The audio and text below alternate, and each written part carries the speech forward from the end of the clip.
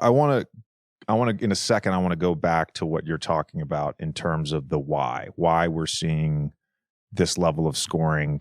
But I want to go back first to something you just talked about, and that's sort of this era that we're in with the talent level, because I have a hard time. Like, I think that the talent top to bottom is as good as it's ever been. I think the talent at the top is as good as it's ever been. Certainly, there are great players from the 2000s or the 90s or the 80s, 70s, 60s, go down the list, that would be great in today's era. But I think at the top, it's as good as it's ever been. And part of the reason is because of the guys you mentioned. Steph still playing at a high level, LeBron still playing, KD. These guys are all timers, right?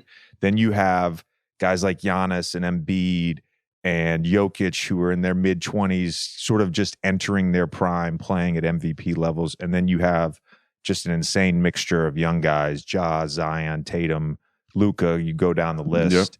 And like, I would argue in 15, 20 years, there's going to be a nostalgia for this era where we look back and say, oh, that was maybe the golden era of the NBA. Yeah, no doubt. I think it's just the perfect mix. You know what I mean? It's like you got the all-timers that are still in their prime with the way that people take care of their bodies now, and you see the what would be considered old at 38 and 37 and 36 in the NBA is like they're getting better, which is, you know, crazy to see. And then you got, you know, the wave of the new guys. So it's a good mix of everything. And the game is just changing, and the pace is changing, the way it's played, and it's so up and down now. And I think, you know, with the adding 2 roster spots and having more development guys, so it's, you know, older, you know, guys that are done might look and say it may be watered down, you know what I mean, just because of how even it seems on a nightly basis. But you know, I think that adds more value in terms of just having more guys that can get it done every night. Like every night there's probably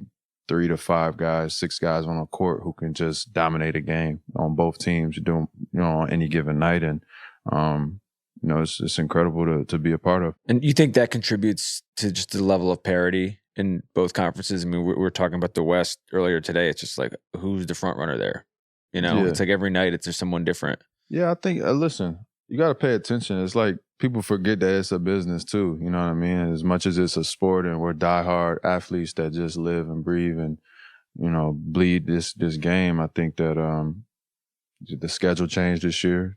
Like having, you know, playing the same team back to back and then, you know, 4-day stretch, 3-day stretch, that changes things.